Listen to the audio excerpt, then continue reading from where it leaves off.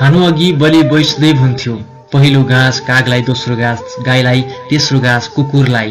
घर बाहिर राखिदिएका खानामा चराचुरुङ्गी किरा फट्याङ्ग्रा रमाउँथे।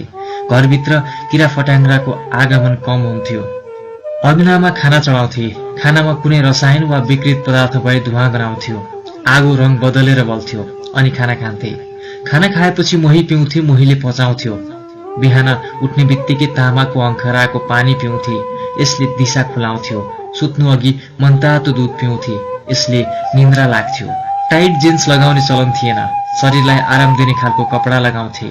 पिता पुर्खाका नाममा चौतारी चिन्ने पोखरी बनाउने चलन थियो। चौतारीको बर पिपल नमासुन् नकाटुन् भनेर विष्णु भगवानको अंश मानेर पूजा गर्थे। रुखले चिसो हावा दिन्थ्यो। पोखरी बनाएर मौलो गाड्थे। मौलोले धार्मिक भाव उत्पन्न गर्थ्यो।